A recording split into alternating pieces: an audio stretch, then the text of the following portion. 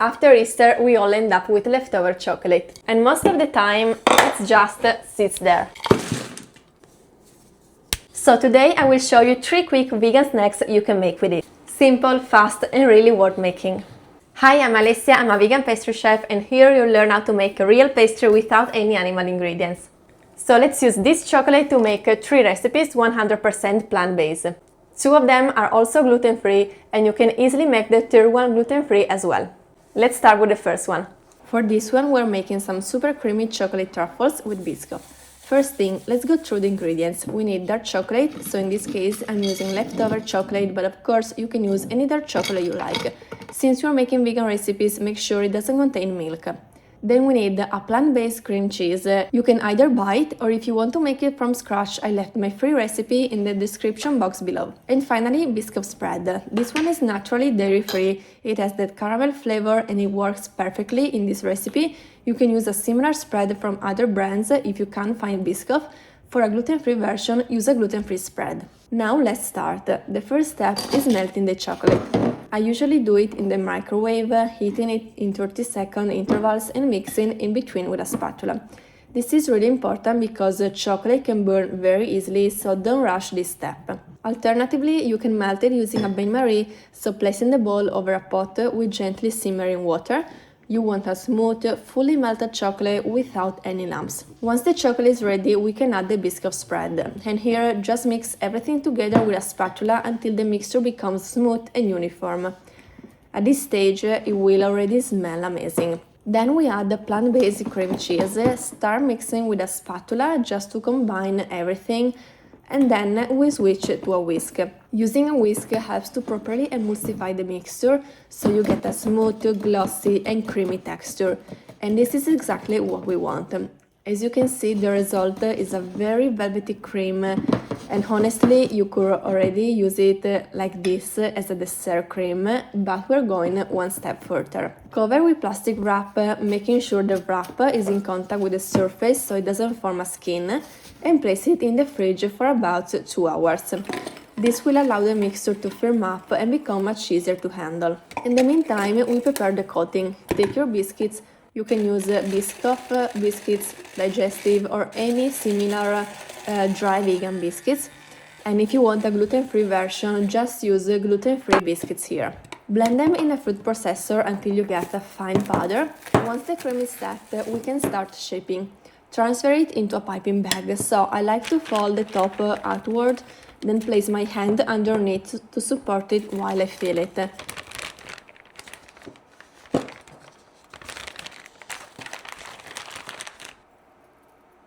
Then I pipe a small portion onto a tray lined with baking paper. We are making about 24 pieces, so each one is around 17 to 80 grams. So try to keep them as even as possible. Now, place them in the freezer for about 30 to 45 minutes. This step is very important because it makes shaping much easier. If the mixture is too soft, it will stick to your hands later. Once they're firm, we can shape them into truffles.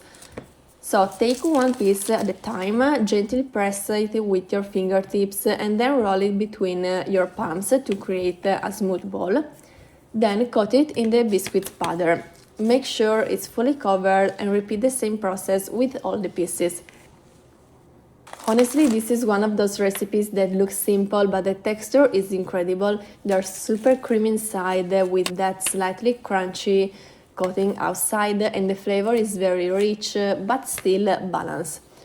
Once all the truffles are ready, transfer them onto a plate and they're ready to be served. You can store them in a fridge in an airtight container for about 3 to 4 days. These are perfect because they are super easy to make and no baking required, great for using leftover chocolate, and perfect even in warmer months as a fresh, creamy snack. So now let's move on to the next recipe. For this one, we are making a super delicious chocolate coconut granola. And again, it's perfect to use up leftover chocolate. This is one of those recipes that's super simple, but once you try it homemade, it's completely different from store-bought granola. Let's quickly go through the ingredients. We need raw oats, unsweetened cocoa powder, hazelnuts, coconut flakes, agave syrup, a neutral vegetable oil, and of course some dark chocolate, and a pinch of salt, which is very important to balance all the flavors. First thing, preheat your oven to 170 degrees Celsius fan mode. Now we can start with the base. In a large bowl, combine the oats with the vegetable oil and agave syrup and mix everything well with a spatula. You want all the oats to be evenly coated because this is what will help them toast properly in the oven and become nice and crispy. Then add the cocoa powder and again mix very well until all the oats are fully coated and turn that nice deep brown color. Take your time here because you don't want any dry spots or lumps of cocoa powder that didn't mix properly. Now we prepare the rest of the ingredients. Take the hazelnuts and roughly chop them with a knife. You don't want them too fine, a slightly chunky texture works much better in granola. Transfer into a bowl, then take the coconut flakes. If they're very long, just chop them slightly into smaller pieces so they mix better with the oats. And finally, the chocolate. Roughly chop it into small chunks, but for now, keep it aside. This is very important because if we add it before baking, it will just melt and burn in the oven, so we will add it at the end. Now take a baking tray lined with parchment paper or a silicone mat, spread the oat mixture evenly across the tray. Try not to pile it up too much, a thin even layer will bake much better. Then add the hazelnuts and the coconut on top and you can lightly mix everything directly on the tray with your hands and finish with a pinch of salt. I'm using flaky salt here, which I really like because you get a small burst of flavor. Now into the oven. Bake at 170 degrees Celsius fan mode for about 15 minutes. You're looking for a golden color and a dry, crisp texture. Once it's ready, take it out of the oven, and this part is very important. Let it cool completely at room temperature for at least 30 minutes. Don't touch it too much while it's hot because this is when the granola sets and become crunchy. After it has cooled, you'll see that it has formed larger clusters, and this is exactly what we want. Break it up gently with your hands. I like to keep some bigger chunks because they give a really nice texture. Now we can add the chocolate. Mix it evenly with your hands or with a spatula. The heat from the granola is now gone, so the chocolate will stay in pieces and not melt. And that's it, your granola is ready.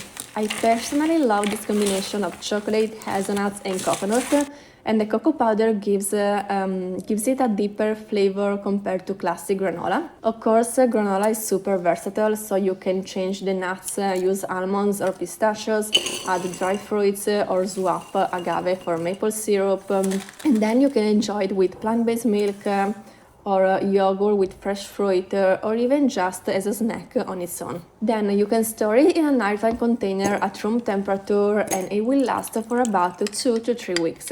And now let's move on to the third recipe. This one is a no-bake snack made in a tray and then cut into squares. Super simple, naturally sweet and really satisfying. First, take a tray about 24 by 18 cm and line it with parchment paper. Now take your dry figs, remove the little stem on top, then cut them in half and place them on a tray with the cut side facing up and the skin touching the parchment paper. Keep going until you cover the whole surface. Once all the figs are arranged, use your fingers to gently open them up a bit more. This helps create a more even base. Then cover everything with another sheet of parchment paper. Press down using a glass or a meat tenderizer just to flatten them slightly. Now move it onto your work surface and use a rolling pin. Roll until the figs are completely flattened and form one compact layer. You want a uniform base that holds together well. This procedure takes a bit of time, so you need to be patient. I'm using figs here because I love the flavor, but you can also use dates. They are actually easier to flatten, so that's a great alternative. Place it back into the tray and remove the parchment paper. Now add the peanut butter. I'm using a crunchy one, so it also gives a bit of texture. Spread it evenly with a spatula, making sure you cover the whole surface. Then we add the toppings. I'm using freeze-dried raspberries for a bit of acidity, and chop pistachios for crunch. And finish with a pinch of flaky salt. This really enhances all the flavors, especially with the chocolate. Now it's time for the chocolate. Melt your dark chocolate either in the microwave or using a bain-marie. You want it fully melted and smooth with no lumps. When it's ready, pour it over the surface and spread it evenly. Make sure everything is nicely covered.